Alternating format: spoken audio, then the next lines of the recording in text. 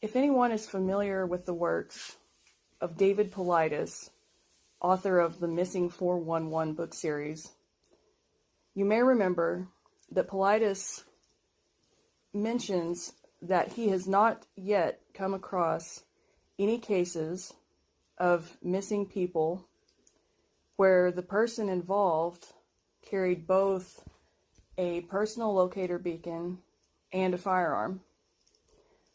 Because Missing 411 is so popular, and because everyone has been used to being kind of cooped up for a year due to COVID, and people are probably about to start going outdoors more often, I feel like it'd be a good time to cover some basic survival tips from a variety of perspectives to reduce your chances of becoming a Missing 411 case.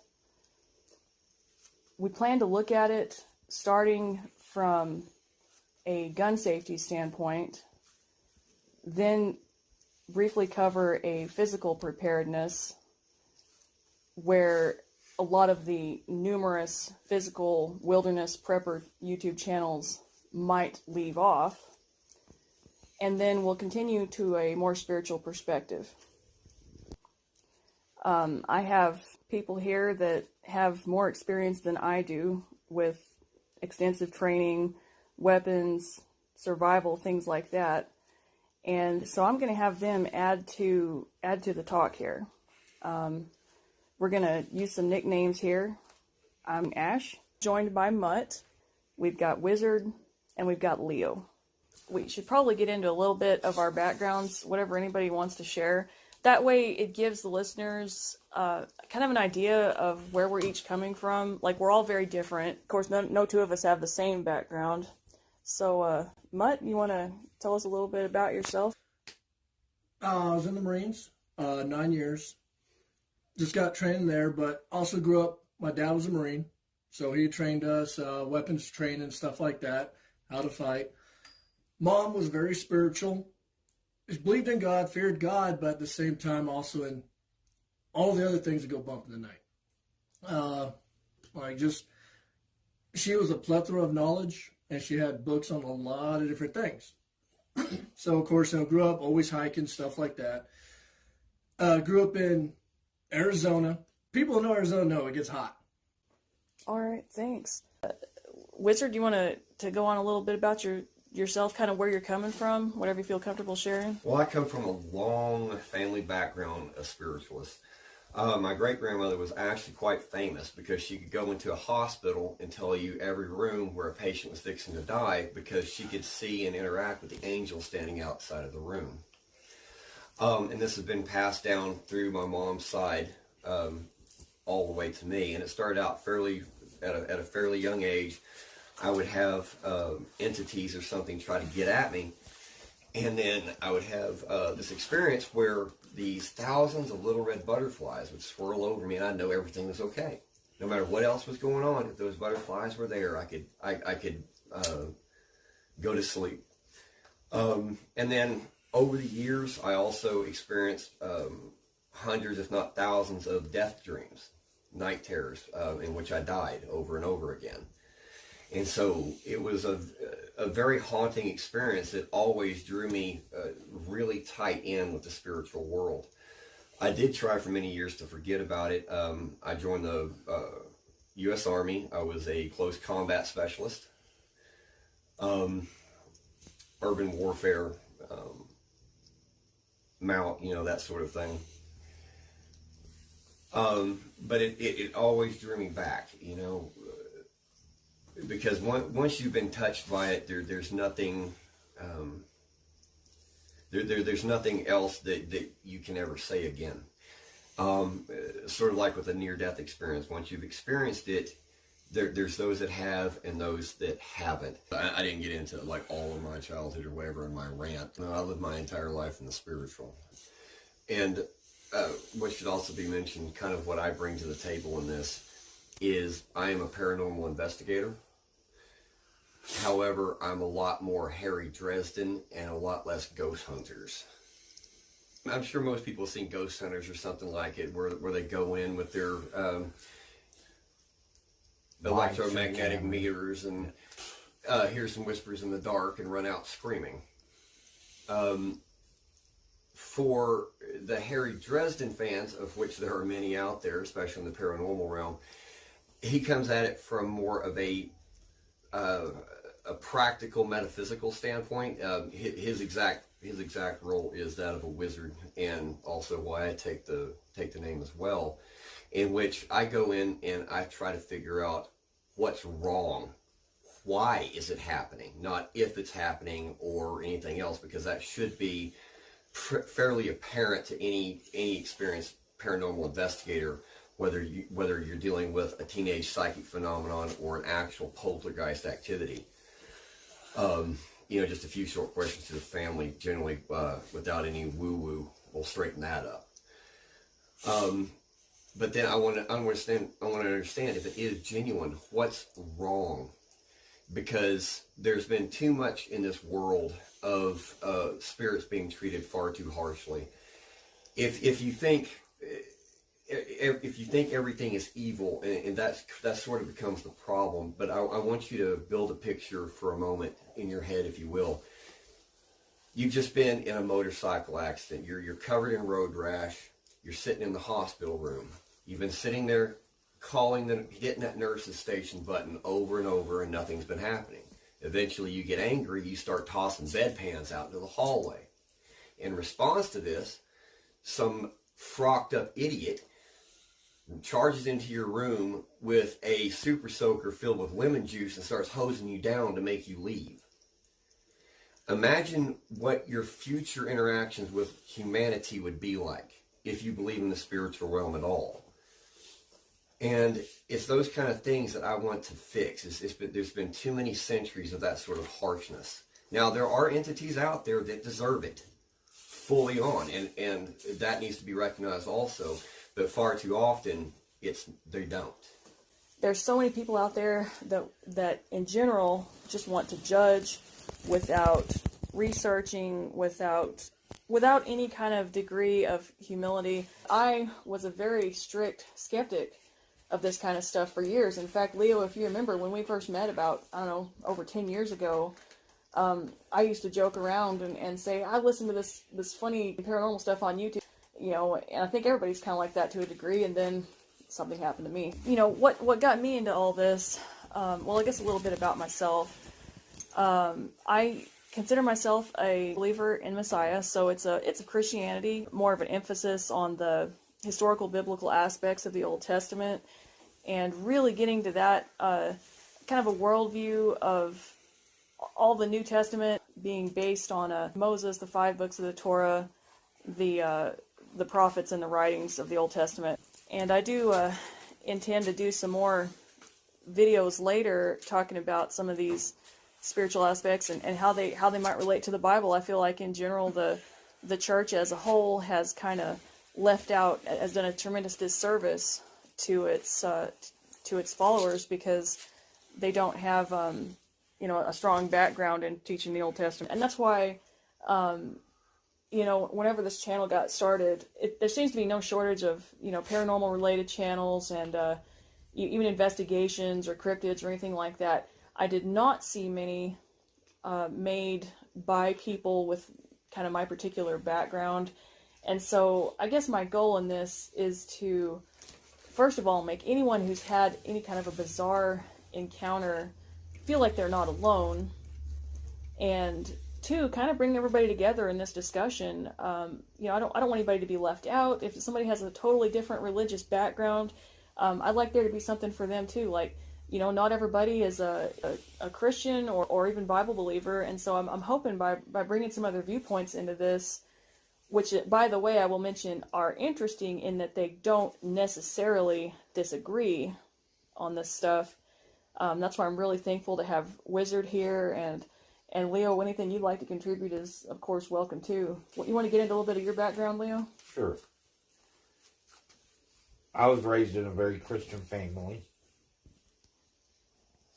I joined the military. I made it to halfway through phase 3 in the Marine Corps before I was discharged, and I was in the Army. And then when I got out of the Army, In the Army, I was not an elite, but I did some elite things. When I got out of the military, I became a medic, and I did cardiac and EMS for 15 years before I became disabled. Physically, as well. I've been mentally disabled for a long time. I've seen the most horrible things people can do to each other. I've seen some things that to this day cannot be explained by anything other than saying it was something paranormal or metaphysical, which I feel are two different things. That's me personally. But I'm the oldest of the group, so take that as how you want. I mean, and that's kind of where I'm going with this. It's up to the individual what they'll walk away with. I'm just here to present as much information as I can. It's not my goal to step on anybody's toes. It's because, and that's the thing too. If I interview somebody, I ask, what did this mean to you? It's on them. To me, the burden is on them to tell the truth, first of all. And secondly, on the listener to decide for themselves, how much of this is credible to them? How much do they believe? Dig up, research, find enough evidence to prove it one way or the other. I'm not here to prove or disprove anything. My job is just to make people feel less alone. That's really all I'm trying to do. I'm not going to tell them, no, you didn't see a whatever it is, UFO, Bigfoot, weather balloon, brown bear, whatever. I'm not going to tell them, no, you couldn't have seen that. And it kind of bugs me when people do say that kind of stuff and tell people, no, you couldn't have seen this. No, it's up to that person because they're the ones that have to live with it. They're also the person that has to live with themselves if they're lying or something. And we weren't there. Yeah, and I wasn't there for their experience. Anybody else, it's up to people how they want to carry about their research and their beliefs. I'm not going to tell anyone what to believe. Just like I'm not going to... have a voice. Yeah, that's what I'm here to do. And I'm not going to tell, when we're talking about guns, I'm not going to tell anybody what type to buy, what brand, what caliber, anything like that. No, it's on them. It's very personal. It's whatever you feel confident that you can hit the target with. And this is my mantra over and over, without ego. If it's a 22, well, statistically, I think there's been more people killed by 22s than all the other calibers combined. If that's what you can handle, that's what you can handle. And that's the important thing. Yeah, Believe it's it or what not, you're comfortable statistically, the 22 is one of the most deadly weapons known to man. It tears apart your insides. It won't go through and kill 3 people in a row, but it will wreak havoc on, if it hits a bone or something and bounces around. There's been people that have been shot in the shoulder and it come out their foot. Yeah, that's a lot of damage. So that pretty well covers it. So who would like to start about gun safety? My idea on gun safety is the 4 laws of gun safety that everybody learns, and the 5th one that military people and tactical people learn, which is keep your finger off the trigger until you're going to squeeze it. I mean, none of this is meant to be a substitute for what they will teach you in any kind of like official training, whether you're gonna get a concealed carry permit or just basic hunting safety, anything like that. I totally recommend everyone take those classes, period. If you're able, even if you do not own any firearms, at some point I would recommend taking the classes in case, God forbid, you need to. It would be a good idea to know how one works. I agree.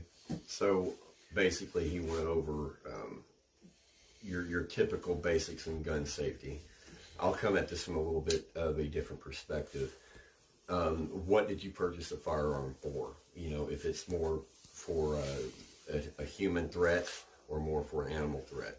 If you're doing more of a human threat, then you need to learn things like having proper standoff distance, what kind of penetration your rounds are going to do, what kind of dwelling that you're most likely going to be shooting inside, and selecting your ammo accordingly. and various things like that. Train with your safety. If your firearm has a safety on it, you need to train with it, because a safety that is on at the wrong time will get you killed. So this is kind of the flip side to the more mundane aspects of safety. A tactical instructor that I respected a lot kind of put it this way: most people in the Western world know how to use a knife by a vast margin. How many people know how to fight with a knife? The same thing comes when you're dealing with a firearm. And that's pretty much what I have to say on that one. Well, I know Wizards brought it up about, a lot of people don't think about it, but a pistol. And it is wise. It is very wise to have a firearm on you. Because one, it's a deterrent against your human predators. You know, like serial killers. I know Asher's has a lot of different stories out there. And if you're out hiking and you see someone with a pistol on their hip, they're not really going to be messed with. But at the same time, any wild animals, anything like that comes up, they want to eat you, you're a prey, you got a deterrent. Me personally, I like to always carry at least a big knife on me and a small pocket knife, a little utility knife. And I like to also have one of my axes in case I need to chop down some sort of wood. Just easier. But a firearm is probably one of the greatest things to have on you. That's a really good point. The only thing I would add to that is, before I had a handgun, when I would go outdoorsing, I would take, obviously, like a multi-tool. You know, most campers, backpackers, you know, casual people out there have something like that. I'd also take a tactical knife, and I have also taken some collegiate fencing courses, and we've all done historical rapier fighting, so it's a little bit heavier blade. Obviously, I've never been in a knife fight, hope I never will be. I do think that comes in to play whenever I talk about in that canyon solo hike that I did, whenever I said I pulled out my knife and kept going. So I did have a fair amount of confidence in my skills, at least against anything I thought I might encounter out there. One thing that I would add to your training regimen is anytime you're dealing with combat involving a close combat weapon, it very rarely stays at weapon range. So grappling is also a very, very important skill to learn, particularly the one where it leaves you standing and them not. And always know that if you're going to fight with a knife, you're going to get cut. Period. Yeah. There's no way around it. And one very important thing to remember about gun safety that I've almost never heard, except from a few gun channels, is learn the laws in your area regarding all aspects of firearms and their use in self-defense and otherwise. Number one.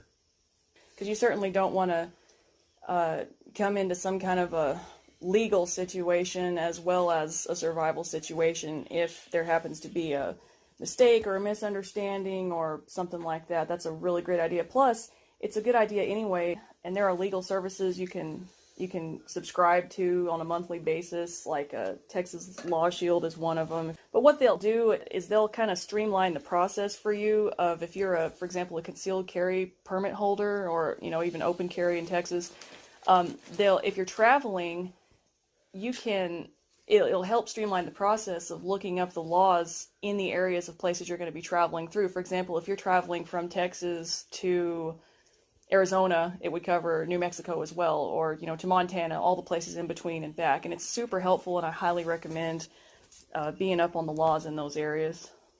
One thing I want to add, that these things won't cover, but you need to look up any state you go to. Like Wizard was saying, the laws, because some have stand your ground and some have duty to retreat. If you shoot somebody and have a duty to retreat, you'll go to prison. I think it's a good point to mention that, because the laws are also constantly changing. Some states and areas are tightening up their gun-related laws. Some of them are loosening them up a little bit, and it's just a changing world we live in. It's a good idea to keep up on that stuff anyway. And know your weapon. Be familiar with it. And like Wizard said, know what kind of rounds to carry. Load them accordingly. If you need some extra mags, whatever you think you're going to run into, it's a good idea to be prepared. Another thing that I haven't heard y'all talk about, I think it's kind of a given with your training, but it may not necessarily be with some of the listeners, is this training and this experience and this knowledge of your weapon gives you something that you need out there, even if you have nothing else, and that is an air of confidence in your equipment and your abilities. Train under stress. Because if you train just naturally, your body under stress won't know how to act. If you train under stress, which, might mean, running 100 yards, get your heart rate up, get your breathing up, and then try to shoot.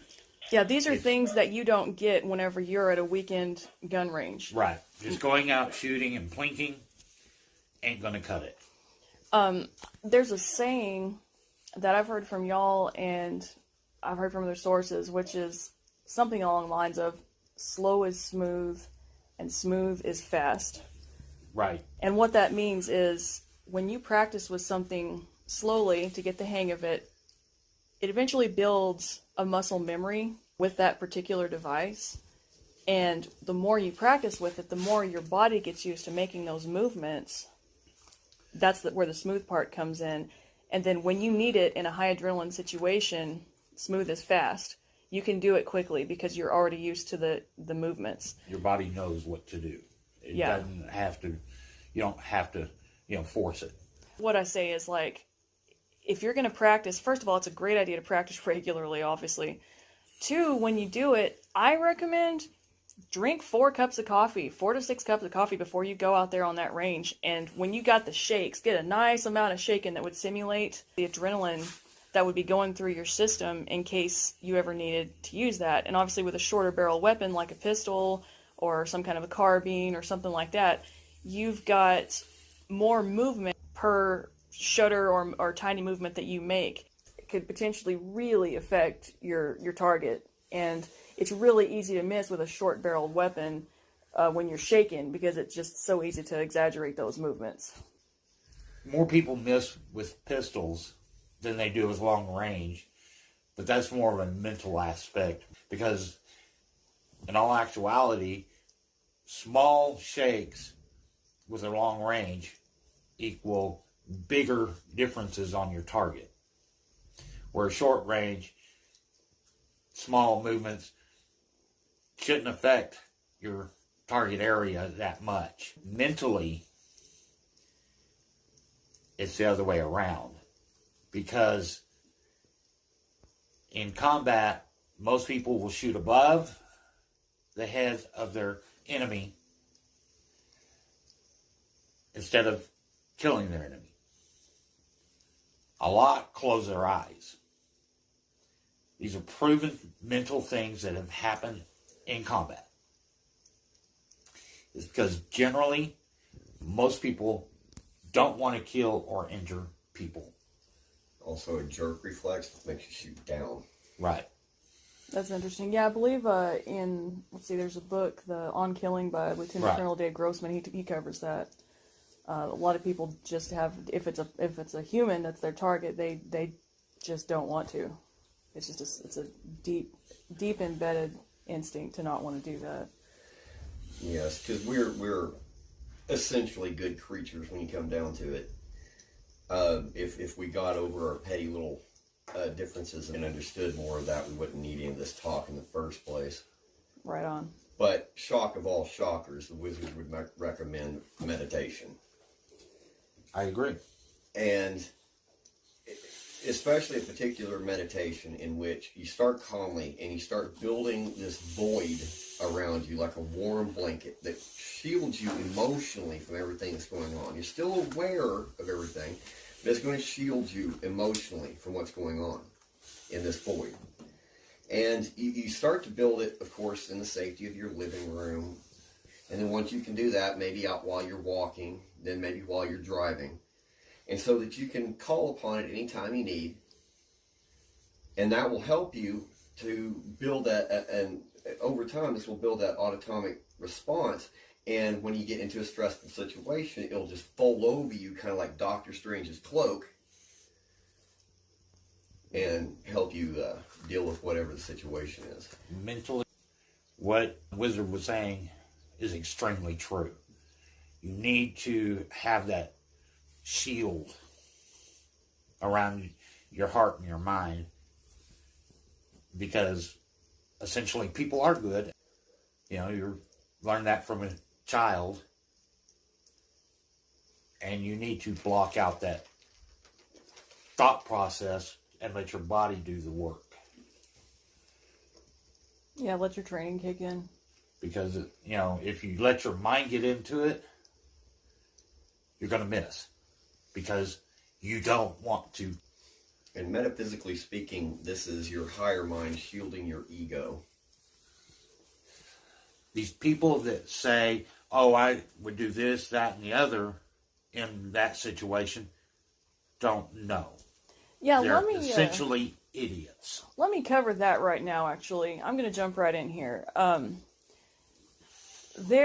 you get into the subject of anything like this, any kind of I guess I'll call it a rare occurrence, whether it's some kind of bizarre supernatural encounter or cryptid, or even just an experience outside of the ordinary, like a survival type situation or something like that, there is no shortage of people who say, well, if I had been in that situation, I would have done this. And those are the same people that generally judge people who did have those experiences and say, well, they should have, or it's right along the lines of I would have. These people that say, well, I would do that or this, they're Monday morning quarterbacking.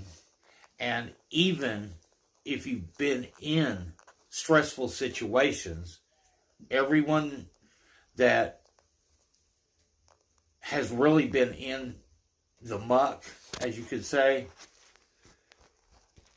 they don't know exactly how they would react. True. Yeah, I'll go right along with you on that. Because each situation is different. They could be almost identical situations, but they're different. Terrain, weather, your targets are different. You know, the people that are coming after you are different. You know, the area you're in is different. It's going to be different on multiple levels, so they can't be the same, period. Yeah. So nobody knows how they're going to react except for the elite. Okay. Like operators. They're probably the only ones that know exactly how they would react. But they've been doing it for 30 years, 20 to 30 years. Yeah. Yeah. You know, their body is trained how to react. They don't think. They react. And I like what you're saying there, too, because I remember I've heard a few times lectures and stuff. David Paulides has talked to, people that are skeptics about his work and stuff, and they're like, he'll mention how, somebody might come up to him and say, well, I've been hunting for 30 years and I've never seen anything out of the ordinary. And he's like, well, you hunt in the same areas, same time of year, repeatedly. Kind of how broad is your experience? And, right. And it makes sense to think about it like that. And I understand that a lot of these situations are highly unlikely. I get that. There's a element of unbelievability to some of this, and that's okay. So the one thing I will say right now, before we go any further, that is probably the only thing I will dogmatically stand by when we get into any of these subjects, is humility. You need to respect that you're going into the wilderness. This is not your neighborhood. This is not your mailbox. This is a place where a secondary set of laws apply. This is the law of the jungle. And even if you not spent the biggest, baddest thing on the block. You're not. You're not. And that is the thing. And the same element of humility comes in when you're discussing other people and their experiences. Next subject on the table is a little bit of physical preparedness. I'm trying to kind of avoid, like I said, there's so many YouTube channels that cover wilderness survival. Google whatever one suits you. Is there anything having to do with basic preparedness stuff that works for you that maybe a lot of people wouldn't think about safety or anything like that when you're out in the wilderness? On topic, at the same time a little off topic. I know I've seen YouTube channels, stuff like that, of hikers and survivalists and all that fun stuff. The one thing I see a lot of them actually don't talk about is if you're not prepared, don't friggin' do it. If, let's say, okay, a backpack is supposed to weigh 1/4 of your weight. I'm 230 pounds. That's a 50-pound backpack. I can do that. Can you? You know? Can Wizard? Can anybody listening? Like, I'm not a massive, muscly guy, but at least I'm prepared to carry that much weight. If you're not prepared, you know, let's say you just sit in front of a computer all day and you're like, you know, I want to go take this 5-mile long hike. You're not going to make it. You got to be prepared. Half of that, a 25-pound backpack, is really effing heavy. A 25-pound backpack is a lot of weight. Just put a cinder block in a backpack and hump it around. That's about 25 pounds. Yeah. I mean, and it's true. If you're not ready, now, most people, they don't think about what to take when they go hiking. You got to be prepared for any situation, plain and simple.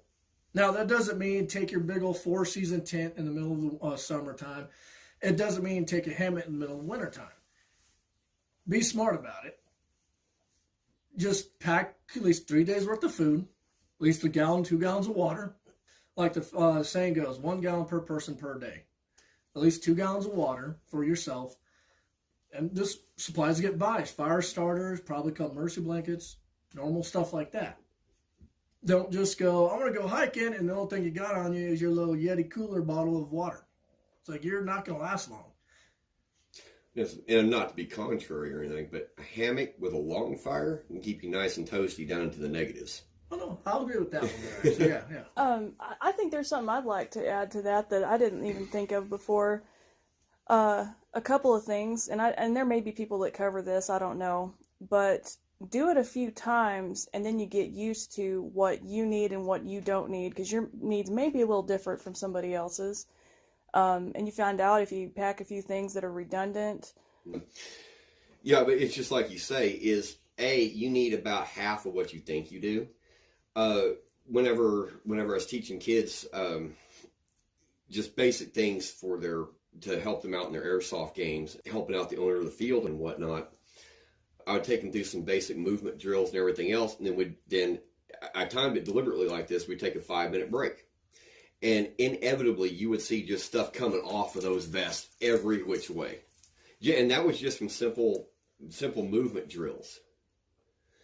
And the very, very important thing to consider, just like what you're talking about, is having one item that will do 5 things instead of that redundancy of 5 things that will do 1 thing. Now, one thing I'll quickly throw in there, you don't need to blow thousands and thousands of dollars on camping gear. Just because it has like Harley Davidson on the side of it doesn't mean you need to blow $50,000 on it. Go to Walmart. They got good stuff there. Now, at times splurge. I'm not saying don't. I mean, I own a couple Yeti cups, and we all know how much those things are. Well, we also hiked out there in Arizona, so it's different.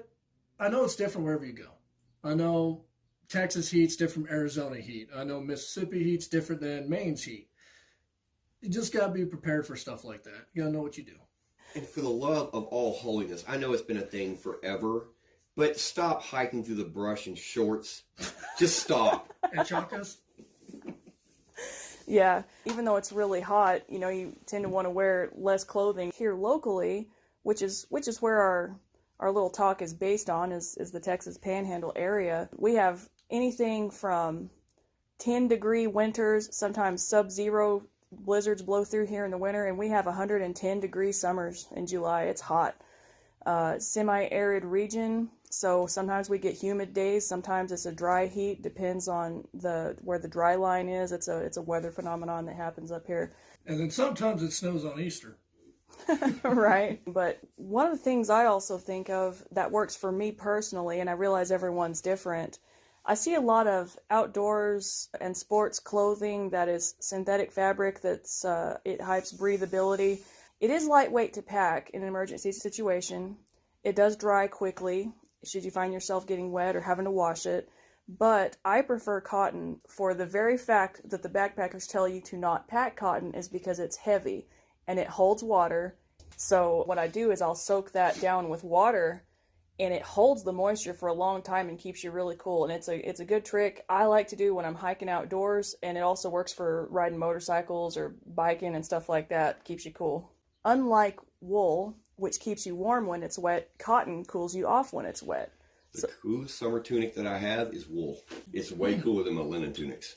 I've heard that, like, with socks and stuff, like ski socks, and if there's like moisture, that wool keeps you warmer. I don't know what the effect of it is. I just know I have a fine woolen tunic that I used to wear to recreation events, and I also had linen. And I stopped wearing the linen during the summertime because the wool was way cooler. Huh, that's pretty neat. I don't know. Yeah, I don't. Wool actually kind of makes me itch no matter what. I don't know if that's an allergy or just a sensitivity, but That's wool. like jeans, or some kind of pants with cargo pockets. I don't think having too many pockets is ever a bad thing when you're out there. And a t-shirt, sometimes multi-layered. I wear a t-shirt on the closest to my skin layer, and then I prefer long sleeves out there because sun is a real issue here. You can get, if you have any kind of a fair skin complexion or even a little bit darker, I've seen people with darker skin get sunburned as well, and so I think it's a good idea to protect from that UV. It always works. It works better than sunscreen, which always inevitably you miss a spot, or in my experience it wears off or sweats off. Nobody applies it according to the instructions.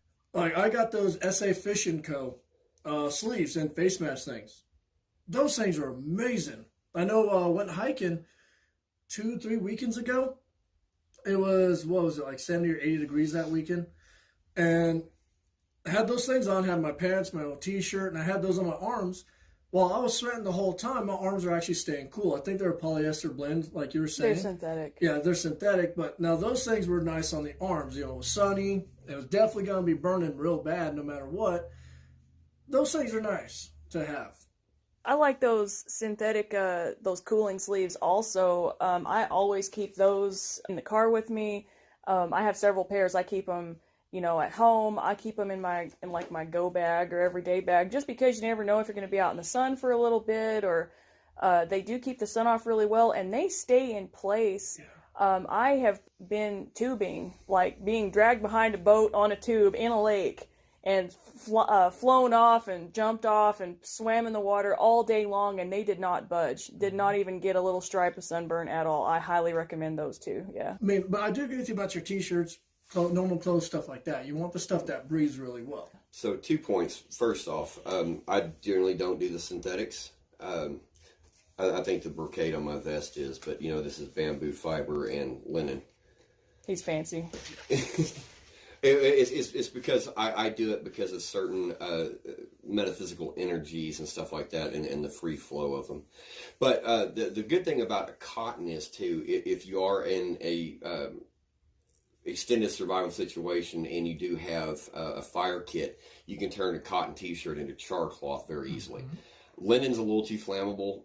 Wool's not nearly flammable enough, but cotton is real easy. Now I'm not saying you can't do it out of wool linen, you obviously can, but I'm just on the fly in a coffee tin out in the middle, or a Coke can out in the middle of frickin' woods.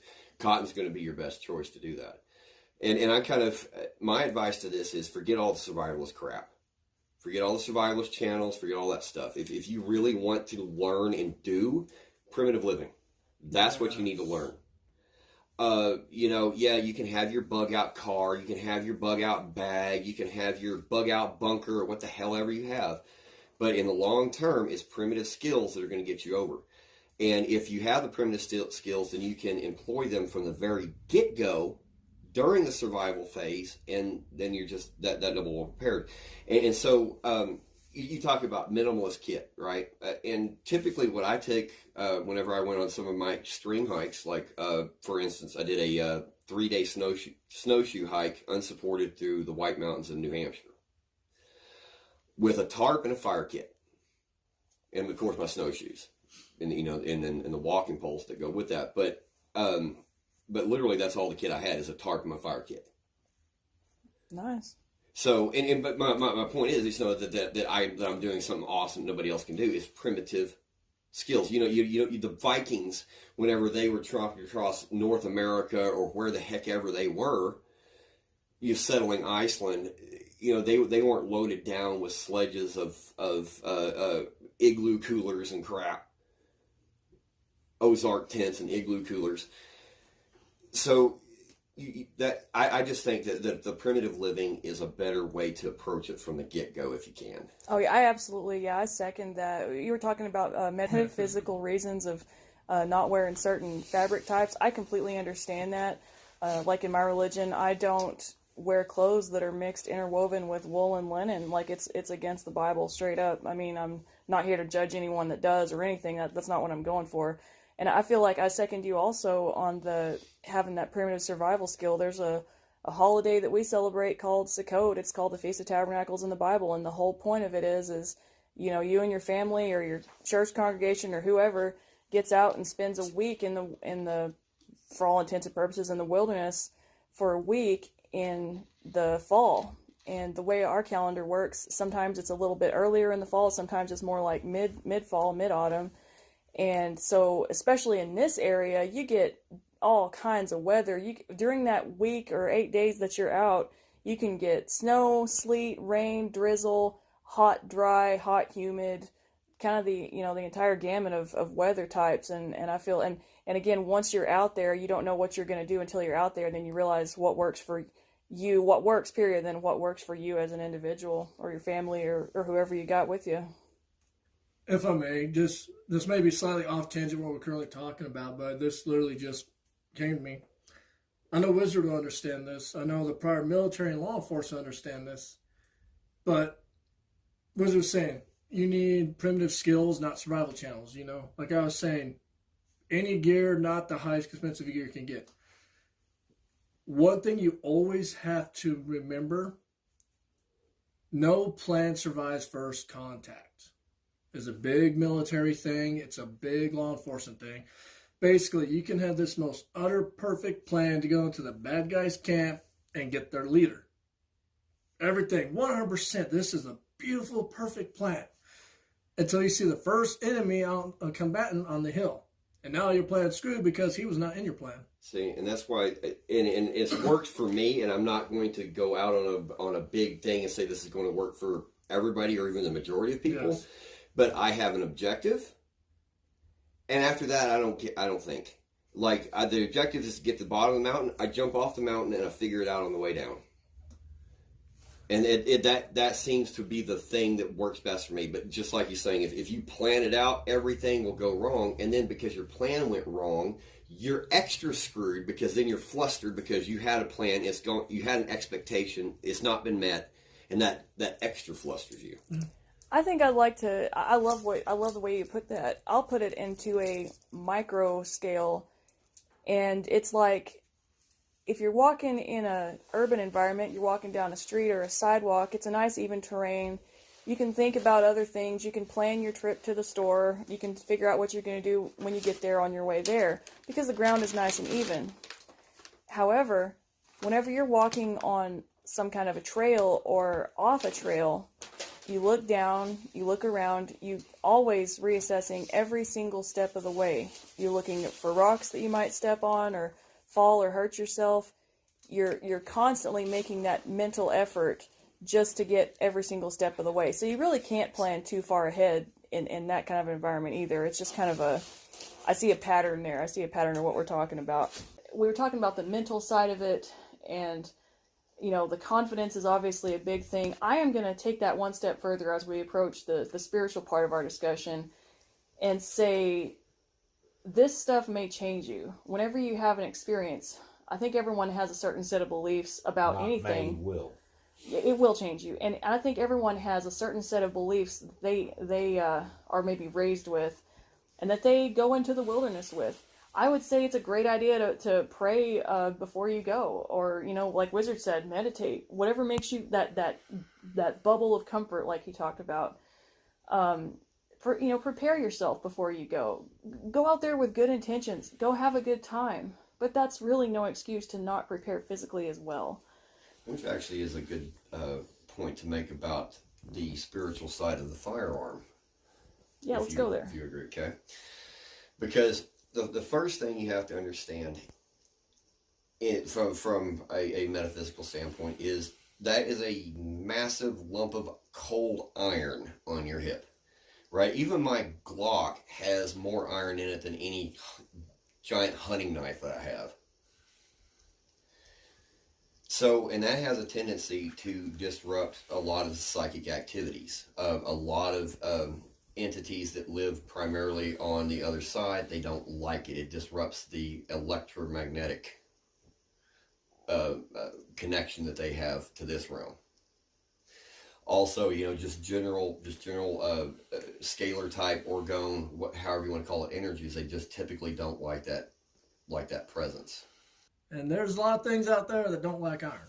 They, for an example, Iron. they're only lightly on this realm, right? They're more in the other realm. So something that would disrupt them on this realm would poof them out of existence. And what that is in this one is a magnetic metal like iron. Will disrupt that small magnetic field that they're using to exist in our plane for however brief of an instant, right? Or whatever. And a lot of things, fae, angels, a lot of things in these manifestations of these higher form entities are of this deal. So other things that are more lower form and more minorly exist upwards, like your typical lichen in lore. Silver, which is an electric metal, because silver is one of the best electric conductors, far better than copper actually. And this will conduct the electricity and disrupt their electric field in the higher realm, cutting them off. And then it's like, if you've ever heard cutting that astral cord, you snippity snip, and it's like the marionette goes night night. And that's similar to what happens with something like a lithotrop whenever you shoot them with a silver bullet, is it cuts that cord to their, because that's what's their weakness. Whereas with the fae or whatever else, their weakness is in iron, like Lizard said.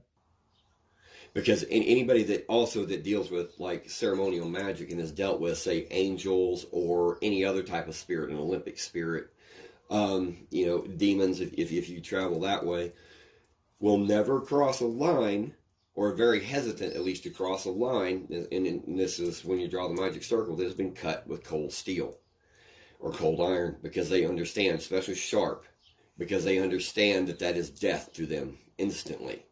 And so they won't cross a line or a circle that has been cut with cold steel.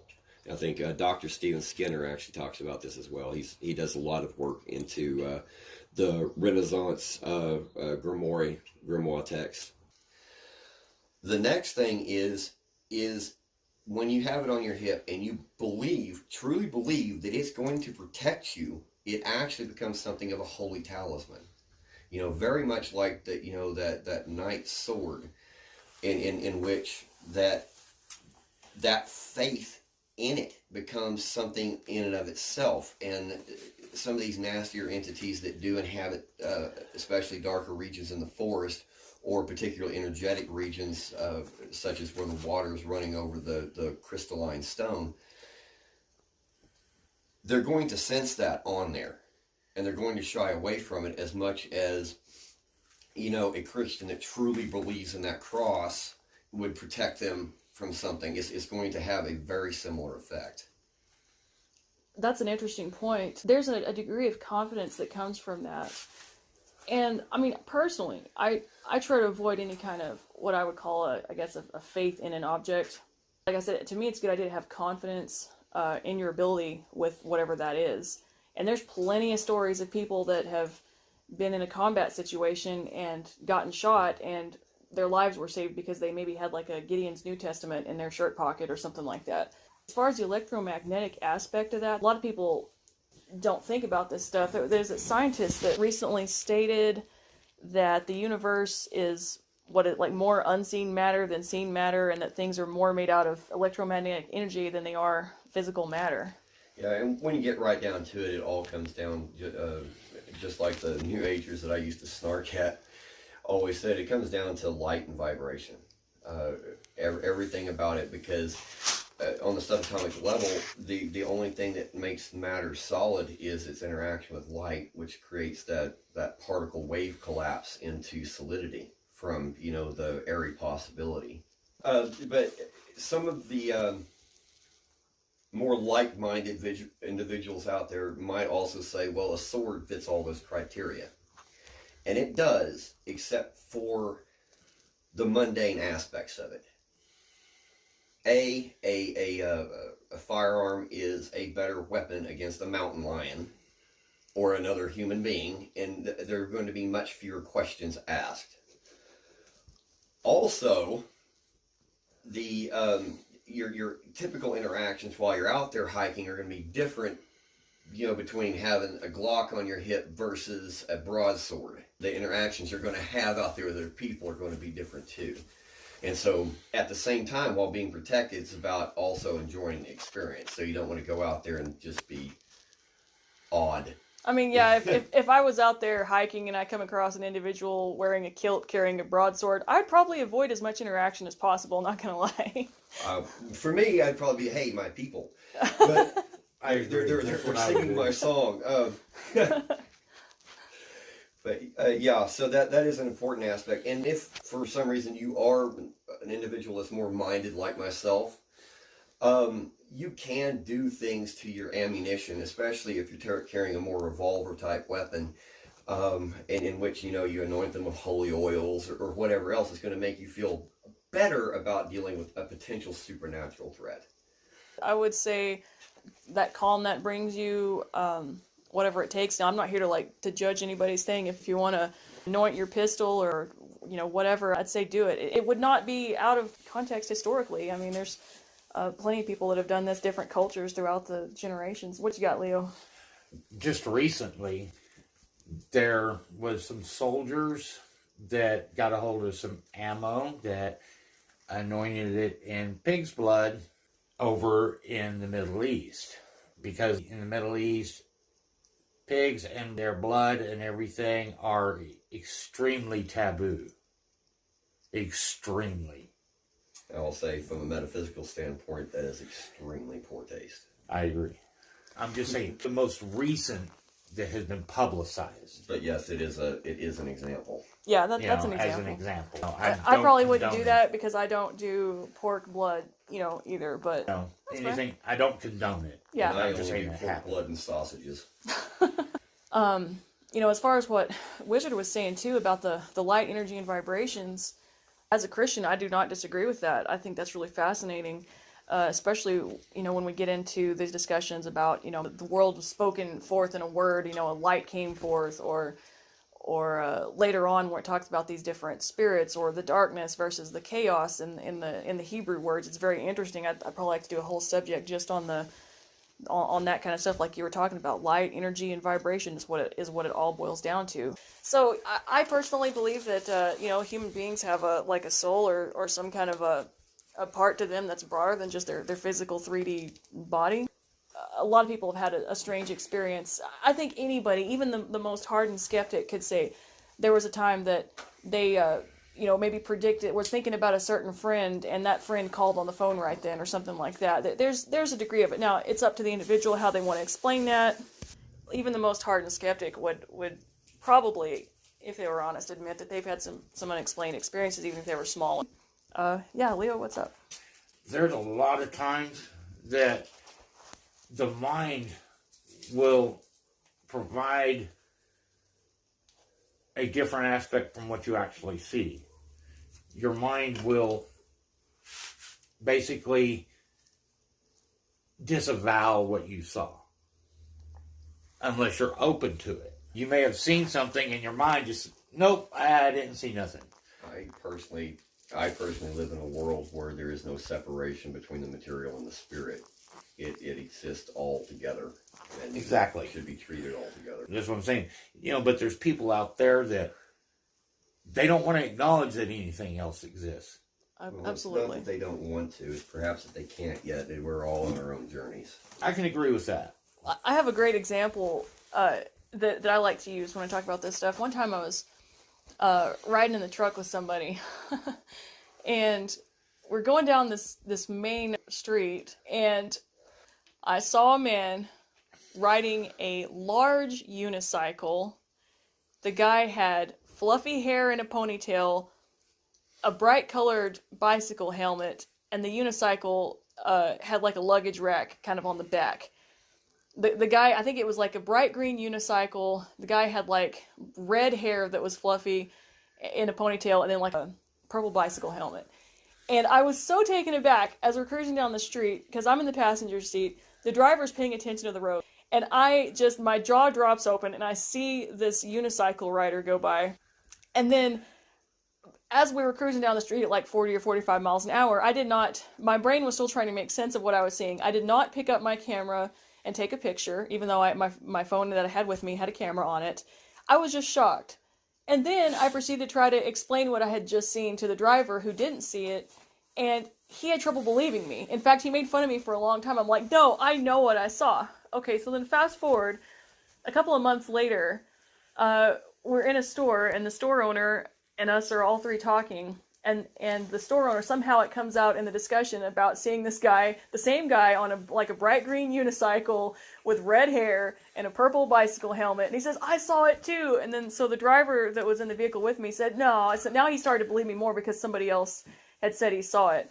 But right after I saw this guy on a unicycle, I was like, now I know how the UFO people feel.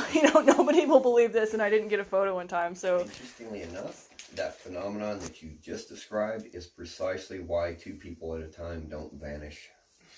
Really, let's get into that. So the phenomenon that you're dealing with in many of these 401 cases are either some sort of spiritual entity that has abducted them for some reason. They are notorious for this. And of course, this is accepting that some bear didn't just drag them off. I am very well aware that happens. So, the other thing is that there's these energetic eddies, and Tesla with his scalar waves, Wilhelm Reich with his orgone energy, they both touched on what this is. And the water, as it moves over the crystalline stone and it wears the crystals down to the smoother surface, it creates a influx of an energy that is measured by the presence of negative ions. It's not the negative ions themselves. It's what people often get confused of. The presence of this energy is measured by the output of negative ions. And every once in a while, at certain times and places, these interact with toroidal fields coming from the solar or other planetary bodies. This is something that we discovered in the nuclear programs back in the 50s, these toroidal fields. And if it interacts in this right time, right place, a person can get sucked to somewhere else, be it on a mountaintop 2 miles away or just somewhere the heck else. But here's the problem. Since these are not actually being controlled in that sort of way, speaking on the portals themselves, it can't deal with two perspectives at once. So much in the way that the one perspective didn't sway the other perspective, the two perspectives then swayed the third perspective. And so that second perspective would sway the portal, and it couldn't lock on to either individual. If that makes sense. That actually makes perfect sense. Yeah. Because it's like two people looking in a mirror at once, and the mirror can't decide with which one to go with. That's interesting. If you don't mind, I'd like to interject with something. There is a concept. It is a biblical concept. It's probably pretty common in some other Near Eastern cultures too. But it's a quote, and it says, "By two or more witnesses, a thing is established."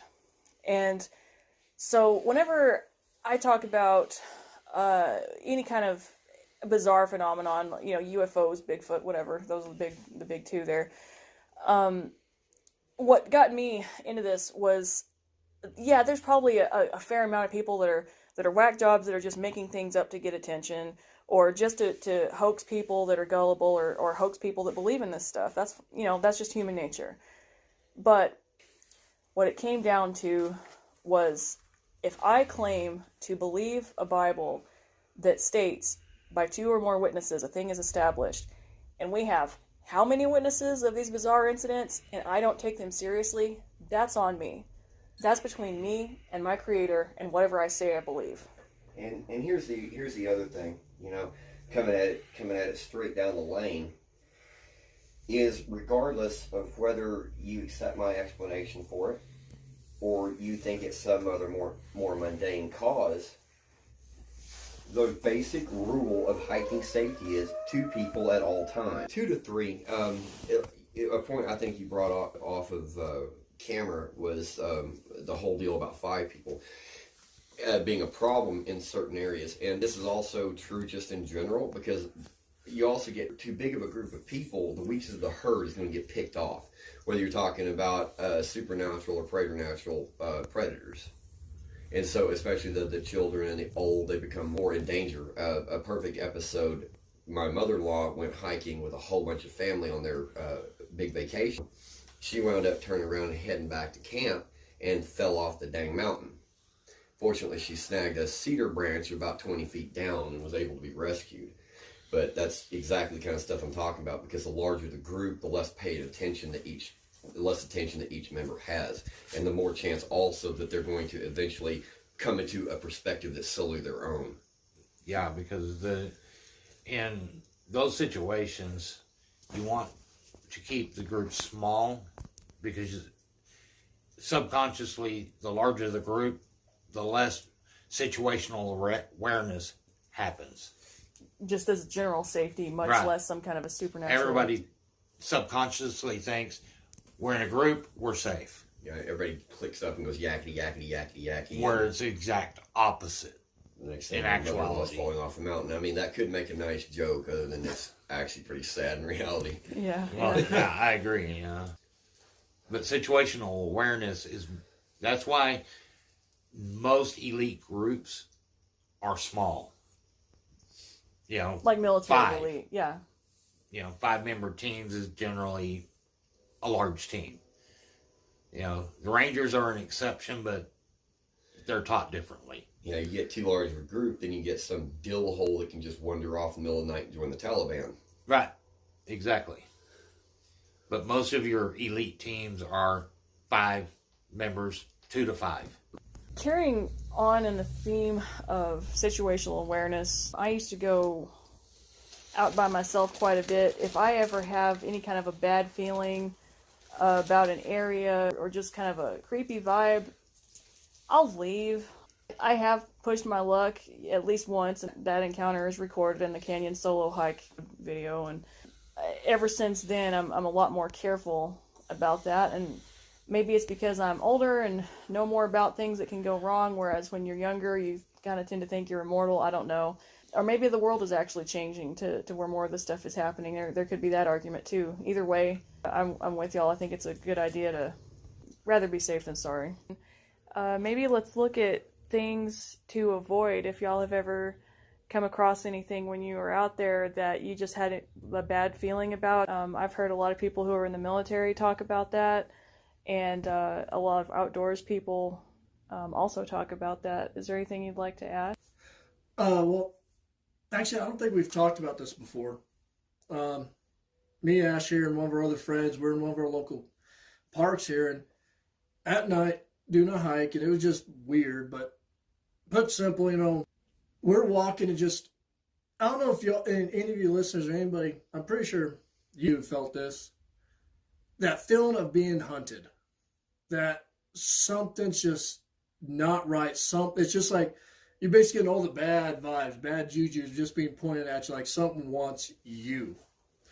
And that's kind of what happened to us. So it was like, yeah, I'm pretty sure it was me who said, no, let's turn around, let's get out of here. Something's not right. Yeah, we did pass by a snake earlier in the night. One of our rattlesnakes out here. Just looked, whatever, kept going. Well, as we're leaving, I'm bringing up the rear just because that's just me. And I keep turning around behind me because I just keep feeling that it's not just that being watched look, it's that something wants to eat you look. And like just that feeling that there's something there and it wants you bad. And as we start getting back up, there's this kind of this little rock that juts out over a field. And I remember all three of us here at the same time. The rattlesnake is just going nuts. And I pull up my big flashlight and I see the snake. And I think our buddy was like, hey, it's looking at us. And I looked close enough and it wasn't looking at us. There was the three of us combined didn't phase this snake. It was looking into the field. And I remember I walked up next to that snake on that rock. I was literally 3 feet from a friggin' rattlesnake. And it didn't care about me. It cared about that field. And even running my light back and forth to that field, nothing. And I just got back to him and I told him, go, quick. And I remember getting out of there. I remember, because whenever we passed the snake on the way in there, the three of us walked right by the snake because it was down on the other side of the rock, and it was in a place where you couldn't see the snake until you were already right there at it. And it didn't faze the snake at all. All three of us walked right by it. It was just happy, just hanging out. We were just happy. We looked at it and just kept on going. I think it did its little warning, like one little rattle thing. It didn't have its head up, No. hissing and rattling like it did on our way back, which it was already doing before we got to it. We were probably 20 feet away when that thing started going off. Yeah. Well, as a wizard, I obviously think all this sixth sense stuff is a bunch of nonsense. I'm kidding, obviously. Anyway, looking at animal odd behaviors is a very, very good way to stay safe. Whether or not you have built up psychic talents because of stresses or purposeful built, most people will display some sort of psychic talent in one area or another. For example, my wife is clairvoyant. She can actually see these things, which I think is awesome. It's kind of the easy way, but it's also the way most likely to go insane. I have talent in clairsentience, claircognizance. Which is sometimes I just know things, or sometimes I just understand things, and then I have talent in psychometry, which I can feel in my particular deal. You can feel the energy or the past. You can read the story of an object or an area, and mine is much more key to areas and objects. But that's another talent I have, and these have gotten stronger over the years, of course, with practice and whatnot. So if you want to go that route, absolutely, or just being more aware of your environment because, it was a life and death thing in Iraq. Yeah. Or hunters, a lot of times, if you're a real hunter and not a tree stand hunter, you have to be aware of, every branch, every leaf, everything. You can't be making noise. So you become hyper aware of your environment like that, and sometimes it almost kicks in another sort of sixth sense by itself because you're going to notice things that you would never have noticed without that sort of training or ability. No, I do. Yeah, I see what you're saying there. Like my mom, she was clairvoyant, like noticeably clairvoyant. And I guess it rubbed off on all of us kids, me and my other siblings. And like my brother, he was also a Marine. Now, growing up, this boy had the greatest of luck. He'd just walk up to a random vending machine, a soda machine, a newspaper stand. Yeah, I'm that old. And he could just stick his hand in the machine and pull out change. And he just pulls it out, puts it in his pocket, and keeps walking like he knew it was there. And even when he was in Iraq and Afghanistan, one of his tours, he was the only Humvee with 50 cal armor. This was in the very beginning of the whole Iraqi war, before they really had armored up Humvees, any vehicles. And he was the only one that had the turret armor. And he turned his turret where he was supposed, he turned it into a position, and then he looked the other way, and AK rounds ricocheted right off that armor. If it wasn't there, it would have hit him. It's like, growing up, I always said him and Lady Luck were having a lot of fun. Just how lucky this boy's been. My sister, too. But one thing our mom told us, if you abuse it, you lose it. And she straight up said you cannot use it for personal gain. The swerves into my lane really, really hard. And you are right with certain one of these gifts, and this is where Aleister Crowley was kind of misunderstood. When he said, "Do what thou wilt be the whole of the law," everybody, of course, takes that to mean, especially with a lot of the propaganda and the fact he was an edgelord surrounding him, they take that to mean do whatever you wanted. And it's exactly the opposite of that. Is that when you are in line with your higher purpose, there is no conflict between your will and what you want to do. And this is the same case, right? So with the personal gain, yeah, you can use it to be comfortable, but you don't want to use it to get rich. And that's the question I always feel is like, well, why aren't these mages and everything rich and everything else? Is because we understand a bigger picture for the most part. So there's other things. And once you start understanding these other things, it's very weird that your material desires actually start to dissolve as irrelevant. And so, and that's how you keep yourself online with what you're talking about. And it will go away if you do that. Aleister Crowley, he died 14 years before the founding of the Church of Satan.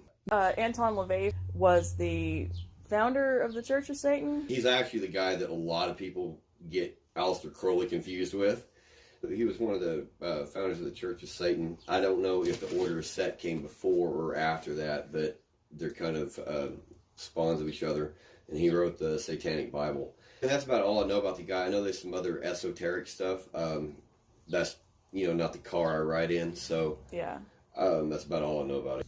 When it gets to spiritual beliefs or anything, is there anything that y'all would like to add as far as preparing yourself that you haven't already touched on? Well, that's pretty much all I do.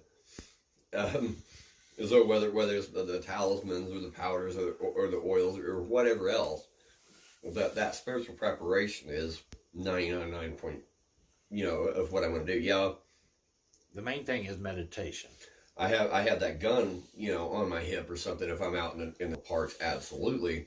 But that's not where my faith lies. Believe in yourself and your God. And if anybody is kind of doubting, I will mention that, for example, when the children of Israel were sending the two spies, Joshua and Caleb, to go scout out the land of Canaan as they were, coming back from their wilderness wanderings after being in Egypt, whatever they saw, now given, even if these people were smaller stature than most people nowadays, maybe the average height was around 5 feet or something, they did, though, say that there were giants in the land, and they compared themselves. They said that we are grasshoppers in their eyes. So whatever that means.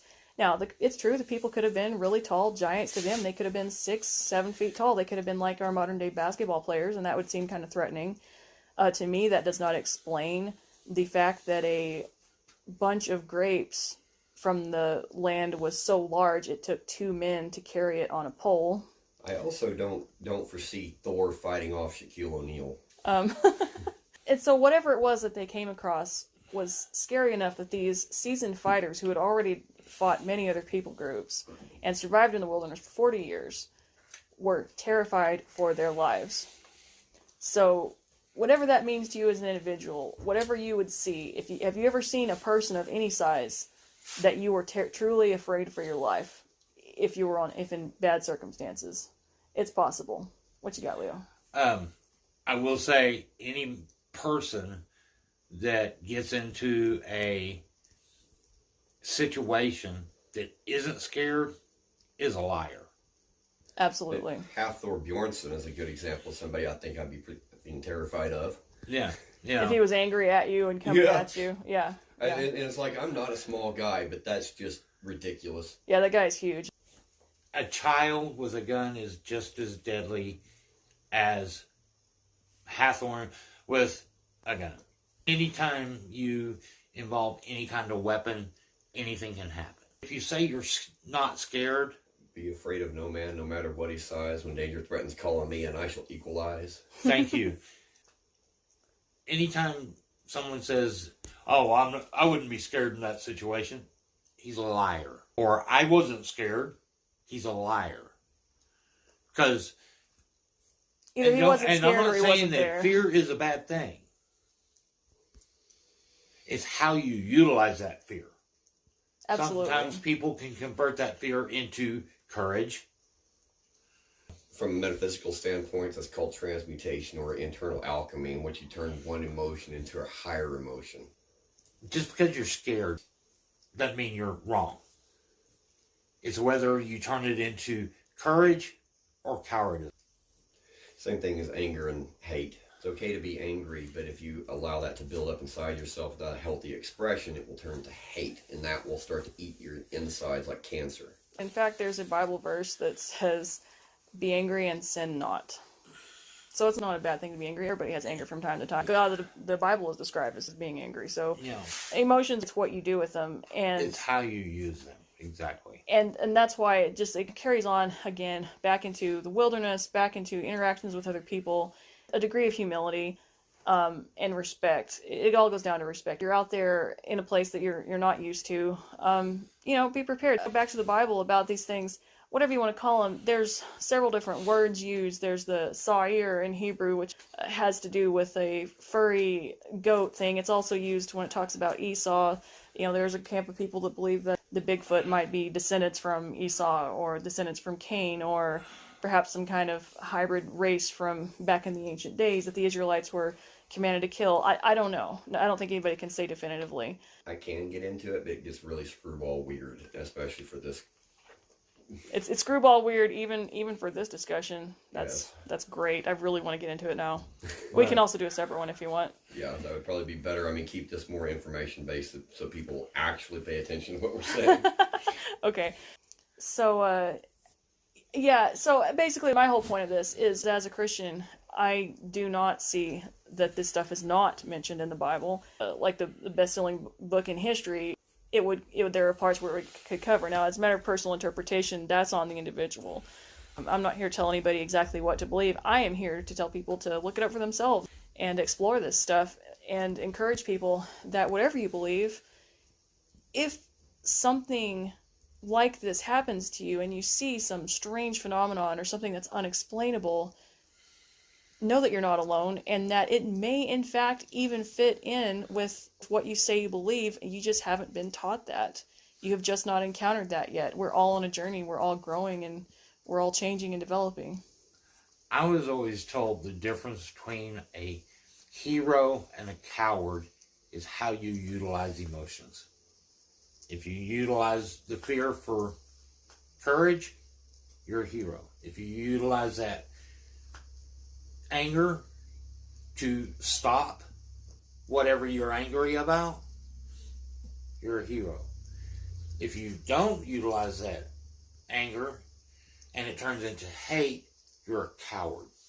See, and this ties into my faith structure as well, in which I firmly believe in various aspects of predestination.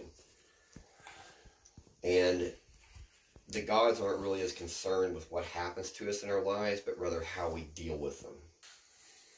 That's just mine. I could agree too, from like a Christian perspective, that a lot of times people pray and ask for their circumstances to change, and a lot of the times I believe it's to teach them something about themselves that might need to change, and I've definitely experienced that. And I will say that the experiences I've had completely changed me. No, I did not lose faith. There are times when I questioned it very seriously, and there are times that I feel like a whole new world of this bizarre paranormal stuff was opened up to me. But it goes back to that sort of respect. And in fact, I don't even think any of us could have this discussion right now with our varying backgrounds if it wasn't for a degree of respect. Absolutely. And one thing I was going to add, in support of what you're saying, is a lot of people talk about listening with an open mind, but far too few people talk about listening with an open heart, where your soul truly resides. Yeah, that's a good point too. The farthest distance is between the mind and the heart. You can know something in your mind, but when you really know it, it would be in your heart. And that is actually the key to all of mysticism, from my point of view, is to understand and take back control of your life with your mind and your heart, and take it away from your brain, which is nothing more than synapses that have been built in response to certain situations. And since no situation is ever the same, any assumption that you make, well, it makes a out of you and me, basically. Yeah. But that's all your brain does, is assume based on patterns that it's built. It's not your mind that you can open up and truly experience the world with. Yeah. And that's exactly why, they say that when you have two people observing a event, let's say a mugging, you have 20 people there, you'll get 20 different descriptions because the mind fills in things. It's the way it works. Is that like saying, I believe it said, eyewitness testimony is notoriously unreliable? Exactly. Because the mind fills in. And there's a judgment aspect that happens too. You have to go through fairly significant training to be able to build an accurate photographic mind picture. Because the mind is unique to each individual. What you've lived through is different to each person. So the mind fills in a lot of things. You can't physically observe everything within your vision. True. So your mind fills it in. And that's just the stuff in your vision. I deal with Exactly. a lot of stuff outside of your vision. Your hearing is subject. Your touch and feel. But Your smell. Also in preparedness, specifically for the 411, since we've strayed rather far afield, also from a metaphysical aspect, is building your light body. And you could be talking about strengthening your aura or whatever else. But as you eat healthy and are more mindful of your higher mind, the more that this will fill out and expand. And the further regions that these touches will alert you to things in a much sooner than it would otherwise. Yeah, I completely agree with that. And there's a lot of different words for it, and that does cross over a lot of different cultures. Now, me, I call it my gut feeling. I guess it's a bit of clairvoyancy. Like, I can just get feelings of things that are coming up, or like something's about to happen, anything like that.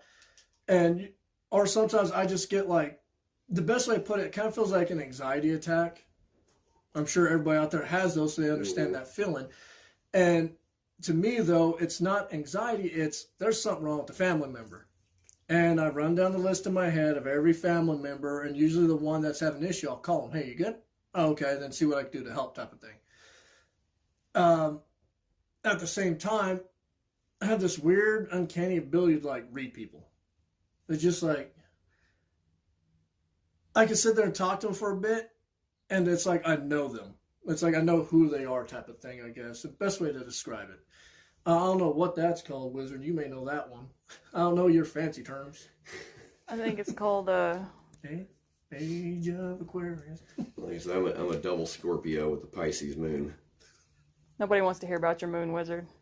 But everybody wants to see it. All the astrologers have asked to see my moon.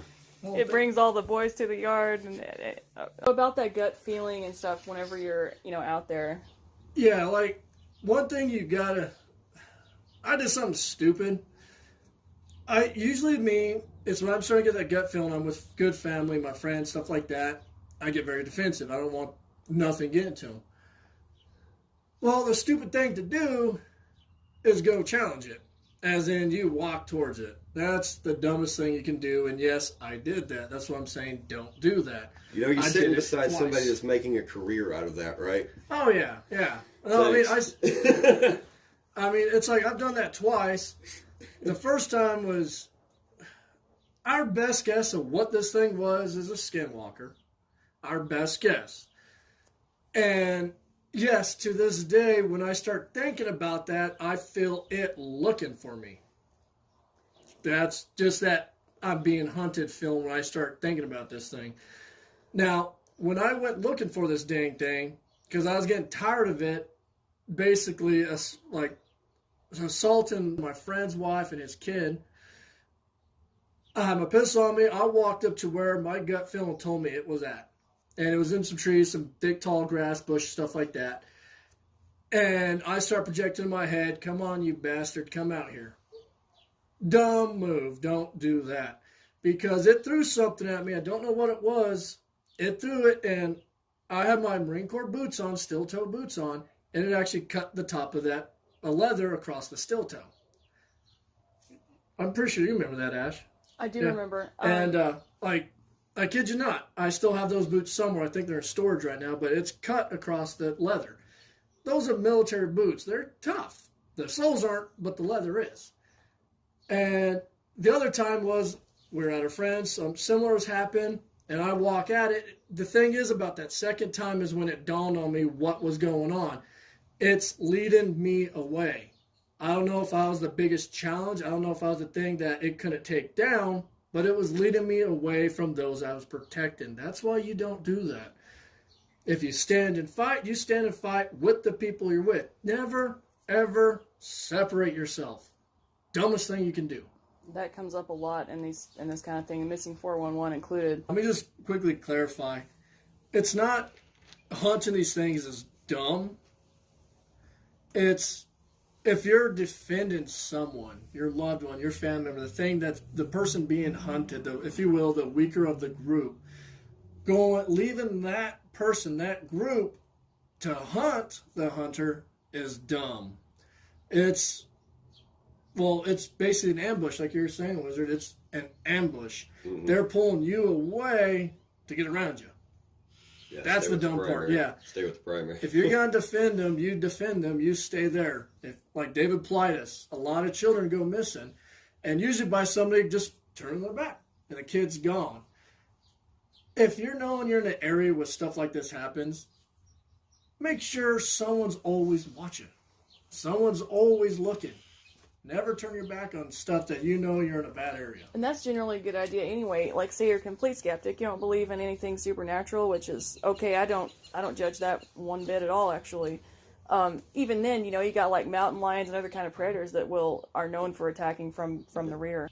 When we were out there at our friend's house for that weird skinwalker story, we had that nurse who was a complete skeptic. Total atheist, yeah. And he was doing his little coyote call things in that mega hunter. speaker. Yeah, the hunter. Yeah, he was skeptic of all this stuff. I kid you not, none of us realized that when all this weirdness started happening, he was gone. He left his expensive quad there. He hopped in his truck and he ran. Now, he had a concealed carry. He was a skeptic. He hunts. He knows how to hunt coyotes. He knows how to do all that stuff. Yeah, it was his venison and stuff we were eating at the cookout. And yet when the weird Oogie Boogie showed up, this boy took off fast. Yeah, also because he saw people walking on the other side of the front yard, and he thought it was you and your buddy, and then we found out nobody was walking over there. Yeah, he was seeing the weird stuff too, and he was gone fast. And this was a skeptic. So let the skeptics be skeptics. You can be a skeptic. Just listen. That's all we're saying. Just listen. Well, I like to use what Harry Dresden said when everybody just doesn't believe what the hell I'm doing. It's like I'm insane. I might be insane, but I'm harmless. Worst case scenario, I'm doing absolutely nothing. But if what I know to be real is real, then I'm really doing you some good here. I will add, since I was there, that feeling of being hunted, I thought that I was safe away from it, dozens of miles away in a town, in an urban environment. And I know it sounds crazy, but I believe it found me in my dreams. It somehow located me on that dream plane or level. I dreamed it was hunting for me. And shortly thereafter, when I felt like it located me on that level, physical things started happening where I lived at the time. That dream state, it's part of the astral realm. And part of the astral realm's function is kind of like the loading screen in the Matrix where they strap on all their guns and stuff. It's that place that information is downloaded onto the physical plane. And so if something cuts your astral form there, for an example, you will develop some sort of injury in that area. Sometimes, if it's strong enough, you will develop an actual cut. You see this a lot of time with teenagers, especially. They have kind of a psychic talent, and you'll actually get a cut. But other times it might be an ulcer or a really nasty pimple or something else like that where it's disrupted your astral field.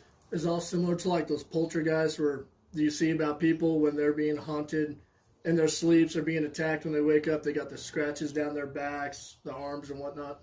Yeah, and I've had a couple friends now that had experienced that, and my mom actually drove one away, and she had this crazy guy come in one day, and during the process of trying to get him out, he had grabbed her on the shoulder, and then looked at her, and then they hauled him away. Later that night, she felt a presence, and she turned around, and up on the ceiling, back in the corner, there was this blob, this black mass, and it just had this smile, this toothy mouth, and then up towards where the head would have been. And then, she did her whole get thee gone stuff, and it fled. But there was another friend of mine where he actually woke up with that exact thing on top of him. And so, yes, I'm very familiar with a lot of those stories. So we've covered some extra stuff about safety. Leo had to leave. We've got some stuff about general basic preparedness, and we're probably going to continue a little bit more along the spiritual lines. Again, my goal in this is to have a little something for everybody. I realize some of the elements of this discussion may be hard for different audiences, and just kind of hear these different points of view. It's not to try to, make you a believer in the supernatural or anything. Our only goal here is to provide a little perspective and increase your safety, increase your chances of survival should anything go wrong out there. One thing, and I know Wizard Hill will say it, I know Christians will say it, religious people, I'm pretty sure even some non-religious people all agree. There's power in words. If you're Christian, that's awesome. Same here. If the weirdness is going on, cast it out in the name of Jesus, Yeshua. They don't call it spelling for nothing. There is power in words. So feel free, if you're a skeptic, there is power in pumping yourself up through words. That's the reason why they have music before football games and pep rallies and all that kind of stuff. There is power in that. That's why when you're at the gym, you listen to music. There is power in the words. Heck, there's a song I love by one of my favorite bands. It's just the beat, the bass, everything about that song just riles me up and makes me want to fight. It's a great workout song. Yeah, absolutely.